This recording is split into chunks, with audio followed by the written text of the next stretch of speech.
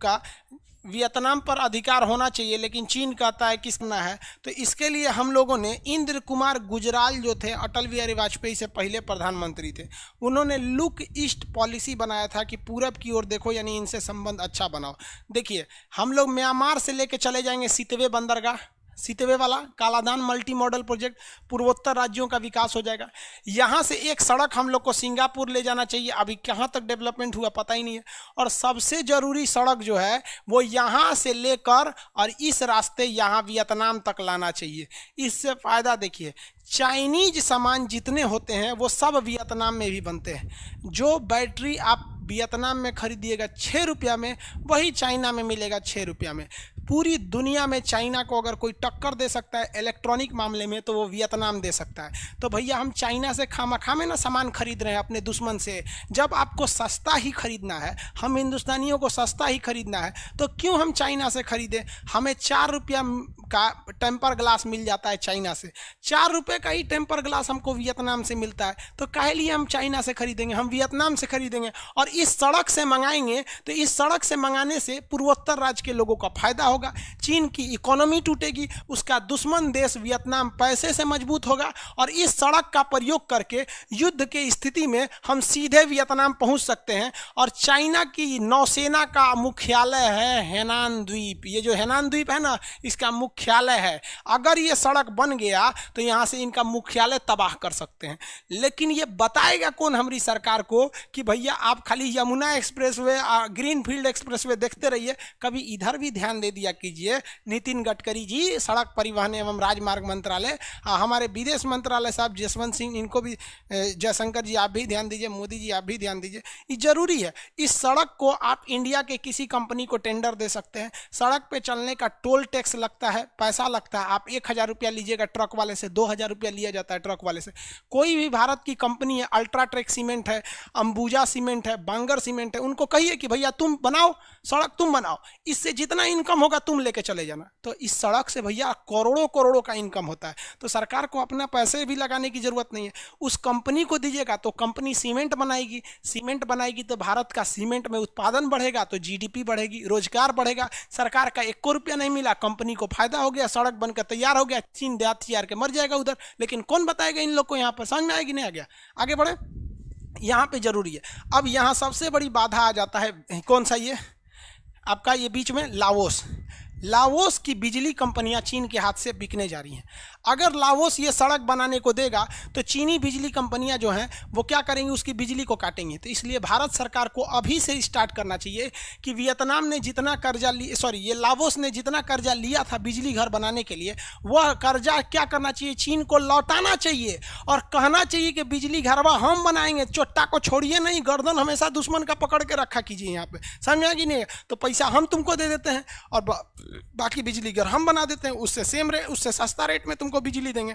और अगर यहाँ हम बिजली बनाएंगे तो यहाँ बिजली की संभावनाएं ज़्यादा हैं। जो एक्स्ट्रा बिजली रहेगा इस सड़क पे लाइटिंग के थ्रू हम लोग पूर्वोत्तर राज्य को दे सकते हैं।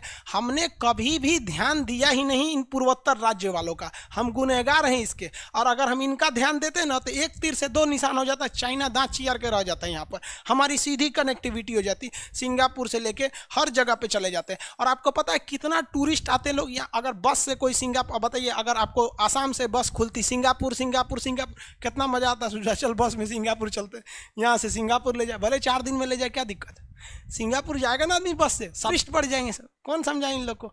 आगे बढ़े, किसी को दिक्कत समझ में आ रहा है कि नहीं आ रहा। सर आप पीएम के सलाहकार बन जाइए, भगा देंगे हमरा को मोदी जी, कहेंगे ये हमारे खिलाफ बोल देता है। हमारी खराबी है, हम किसी का पक्ष नहीं ले सकते हैं। सही हो तो सही, गलत रहेंगे तो बाबूजी को आके बोल देंगे यूट्यूब पे कि हमारे बाबूजी गलत बोल रहे हैं। समझ में आया कि नहीं है। इसलिए सरकार के पास वही रह सकता है जो उसकी चमचागिरी करे।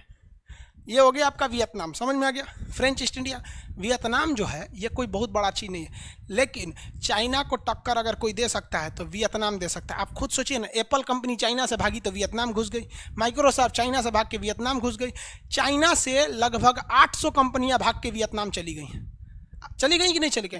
तो भारत को कहना चाहिए या तो तुम देश हिंदुस्तान में आ जाओ चीन की कंपनी, या तो वियतनाम में आ जाओ। ये सड़क का कोई विरोध भी नहीं करेगा। अरे विरोध करके क्या उखाड़ लोगे साले? तू नहीं, तुम पाकिस्तान में CPEC नहीं बता लिए तो हम भी ये बना देंगे। इसको हम लोग CPEC का लिए के लिए हम लोग इंडिया वियतनाम इकोनॉमिक कॉरिडोर बना देंगे, IVEC बना देंगे, इंडिया वियतनाम इकोनॉमिक कॉरिडोर। लो खुल के बोलेंगे कि CPEC का टक्कर है ये, खुल के बोलेंगे। अगर CPEC पर अगर टैंक तोप हथियार अगर दौड़ेंगे तो इस VCP पे भी हमारे टैंक तोप हथियार भारतीय सेना दौड़ेगी। अगर तुम ग्वादर बंदरगाह तक पहुंचना चाहते हो CPEC के थ्रू, तो हम वियतनाम बंदरगाह तक पहुंचना चाहते हैं CPEC के थ्रू। तुम उधर से हमें घेरना चाहते हो, हम इधर से घेरना चाहते हैं। तुम युद्ध लड़ोगे, याद रखना हम चूड़ियां पहनकर नहीं बैठे हैं। एक सर काटोगे, ये 1962 नहीं है साले, 10 काट के रख देंगे यहाँ पर। लेकिन पहले हम लोग की स्ट्रेटजी बनानी पड़ेगी। किसी को कोई दिक्कत नहीं है। ये वियतनाम वाला एरिया, वियतनाम के सबसे बड़े युद्ध के नायक, जिस तरह हमारे स्वतंत्रता सेनानी में भगत सिंह आते हैं, महात्मा गांधी आ गए, सरदार वल्लभ भाई पटेल, बहुत सारे स्वतंत्रता सेनानी हैं, कितनों का नाम बताइएगा।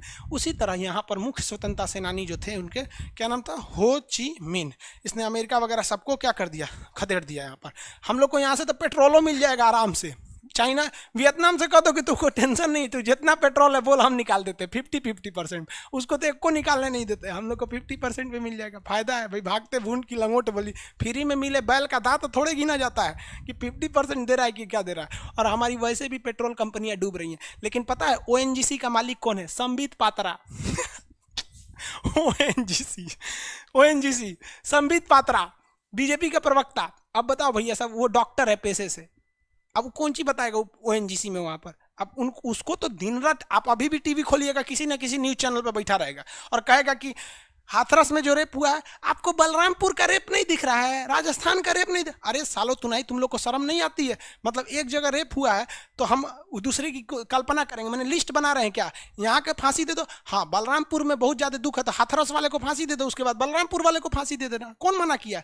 लेकिन जिसका मालिक है ससुरा, मोदी जी ने उसको मालिक बना दिया है, अध्यक्ष